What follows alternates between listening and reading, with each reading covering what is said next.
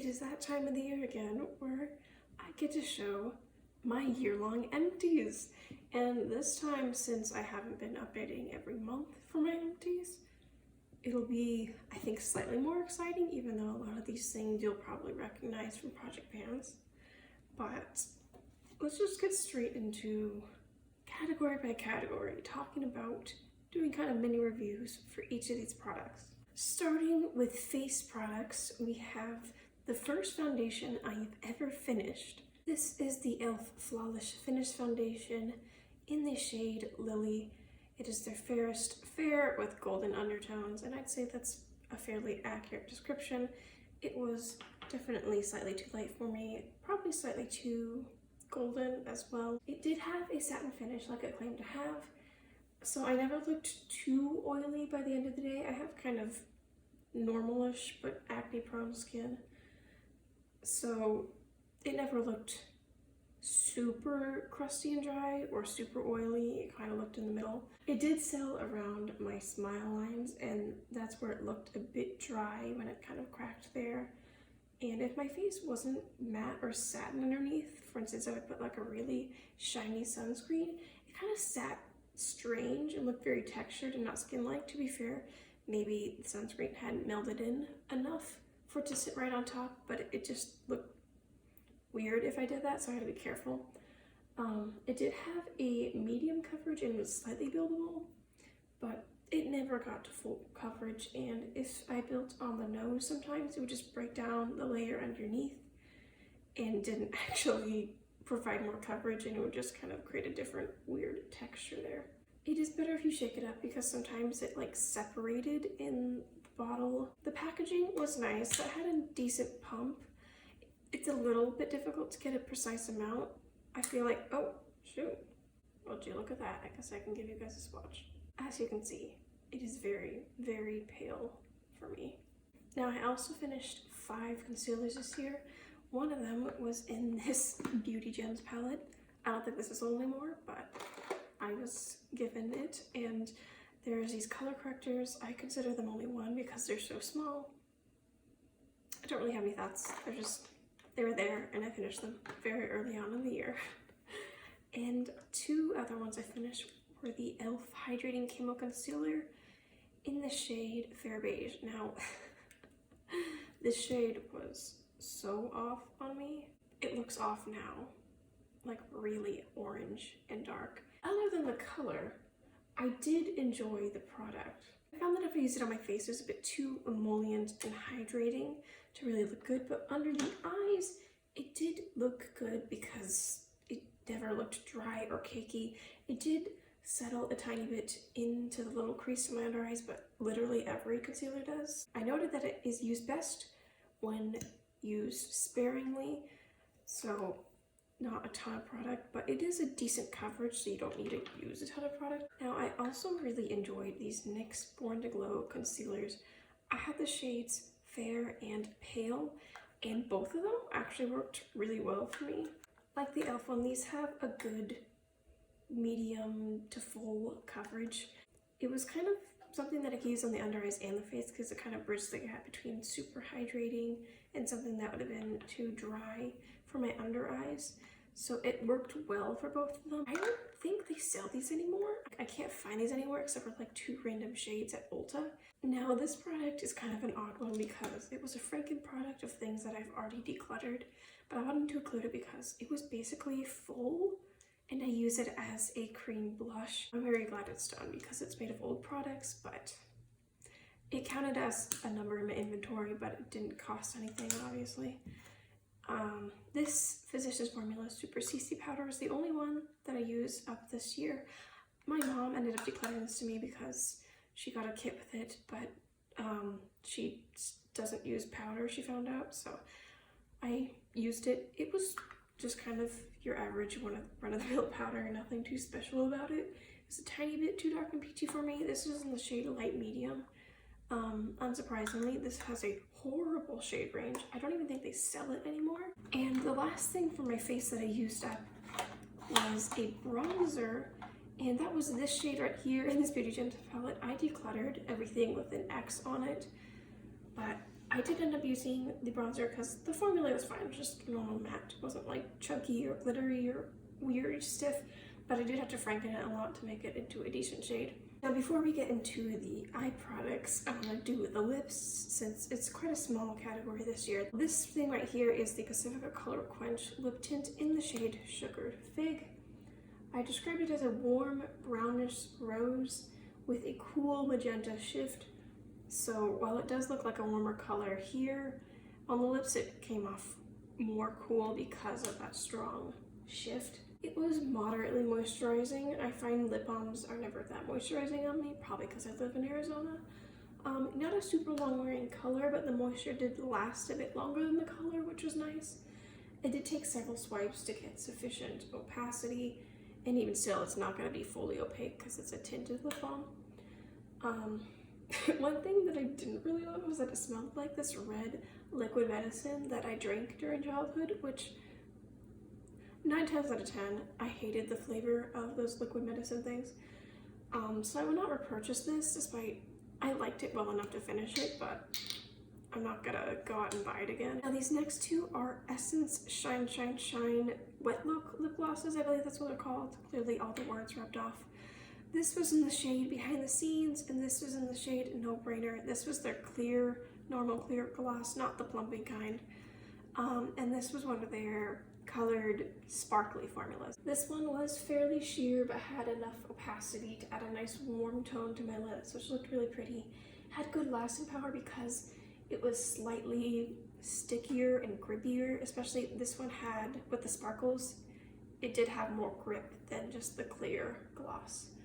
I only really had to reapply this one after significant eating or drinking, and both of these had a nice glossy sheen. But once that faded, what I didn't like was that it kind of left this sticky residue. This one is like a sparkly sticky residue, which wasn't a problem if you wanted to reapply, but if you didn't, it just felt a little bit uncomfortable and strange, at least for me. I found that I preferred the texture in the formula of this clear gloss just because it was slightly more comfortable. But to be honest, I don't think I'd repurchase either of these. I prefer the Milani lip glosses. Moving on to non-eyeshadow eye products. The first thing we have here is a eyeshadow primer, which is the first one I've ever finished up. It took me around 3 years because I didn't use it every day. It's the Milani eyeshadow primer, just the regular one. It doesn't have any pigment to it. I bought it again because it just works really well. It's just a good workhorse product. It always makes my eyeshadows look better. I didn't realize how much I needed this for myself until I didn't have it. My eyeshadows were looking pretty rough. I cut it open to use every last drop, but it started getting really thick and dry, and as you can see now, it is completely dry and just crumbly. So I used as much as I could, but I couldn't save all of the product. Getting into mascara, the first one I used up was the CoverGirl Clump Crusher, their water-resistant formula, and this has a nice plastic bristle wand. Very good for separation and definition. You never get clumps. Obviously it's called the Clump Crusher. It builds well, but you never get super intense or long lashes. It's more of like an everyday look. It flaked a little bit, and especially after 2 to 3 months, it flaked a lot more. I could take it off with water, so I'm not sure about the water resistant thing. I've used the normal Clump Crusher. I didn't really notice much of a difference between this one and the normal one. Now this e.l.f. clear mascara I bought to help me with this Essence one, so perhaps I'll talk about them around the same time. This Essence Lash Princess Sculpted Volume Mascara. I've used their green tube before. The green one smudged on me, and unfortunately this did the same. It has a more curved wand than the other one. I think I preferred the green one with the effect, but this one was nice. But it smudged, and so that was the problem. I bought this clear one to help prevent the smudging. Putting it on top was not a good idea because it kind of just clumped the lashes together because of this wand, and it didn't really help much with smudging and flaking. This did start to flake after a few months. This worked much better as a lash primer underneath the mascara. It did prevent smudging and flaking a bit. Not completely, but it certainly helped. If you look past the smudging and minor flaking near the end, this provided good volume and length. It never got too clumpy, but sometimes I preferred when I use a lash clone to kind of make things look a little bit more separated. I would not repurchase this, and I probably won't repurchase any Essence mascara, at least from this particular line, because I already tried two. Maybe from a different line, but if both of these smudge on you, let me know if you have any mascara recommendations, especially if they're from Essence. I love the price point, but it doesn't work for me. Now, the last mascara I used up a few weeks ago is the CoverGirl Lash Blast Volume. It was a very nice wand for separation, never got clumps or anything like that. A bit big, but I found that it was still easy to not get it on my eyes. It gave decent volume and length, but nothing too crazy, similar to this wand. It's just gonna be more everyday look. It never got super voluminous because the bristles are super fine that it got between basically every lash. So if you like definition, I think this is a good option. It was a bit flaky pretty soon into the bottle and did get progressively flakier as it dried out. It wasn't the worst CoverGirl mascara I've ever tried, and I might buy it again if I just need to buy something and it's there, but it didn't really have enough oomph for me to look past the minor flaking problem. Now, the only brow product I used up, because most of the things I used on my brows were eyeshadows this year, was the e.l.f. Wow Brow. I had mine in the shade Natural Brown. It was a pretty decent color for me. Slightly warmer than my eyebrows, but cooler than my hair, because my eyebrows are quite cool toned. So it was a nice color to kind of bridge that gap. It did have decent color to it. Not super opaque, but enough to make it look more natural and fluffy. These have fibers in it, which I really enjoyed. It filled in some bald spot, but obviously if you have really significant bald spots, it can only do so much. A pencil or a pomade would probably do better. It added nice definition to the brows and thickness to the brows without being super intense. One thing I did enjoy was that it was easy to wipe away and clean if you accidentally went outside your brows. So while it was a little bit easy for me to make a mess, it was also easy to clean up. I enjoyed it and I already repurchased it. Counting all of those products up, I used a total of 17 items, which is decent for me. But what I find really exciting is that I used up 32 eyeshadows. That is a lot for me, and I don't think I'll ever beat that. But the reason I was able to do that was because of this palette, which had a ton of tiny eyeshadows. I used a total of, I think, 23 eyeshadows from this palette, if I counted correctly. But 7 of them were used in a bronzer, 3 of them in a contour, I believe 2 to 3 in brows. And that's why I was able to use up so much. But I'm still super proud of getting that many out of my collection. Another shade I used up recently, this shade in the Wet n Wild Comfort Zone palette, I used up completely. These are here to represent ones that don't have a home because I depotted palettes long ago. I used up 5 shades from the Wet n Wild Rosé in the Air palette, which looked like this, but the kind of Anastasia, Beverly Hills, Modern Renaissance dupe color scheme. I used up 5 from that palette.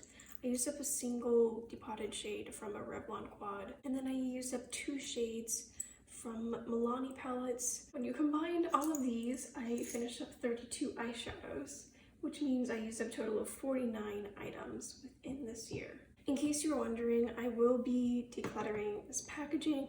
I do have 3 remaining eyeshadows still yet to use up, but it is not worth it for me to keep this just to show in next year's Empties video. So here are the 49 items that I used up within this year, or 17 if you don't include the individual eyeshadows. And that made for a total of $86.51 for my empties. Pretty low compared to a lot of people, but it's all drugstore, so that makes sense. Also, the eyeshadows count for nothing, but I'm just happy with this. It's nice to get all of this out. But thank you so much for watching. I hope that you enjoyed. Let me know what you are most proud of using up this year. I think for me, it was definitely using up 23 eyeshadows from this one palette. I hope that you enjoyed this video, and I hope that you have an amazing day.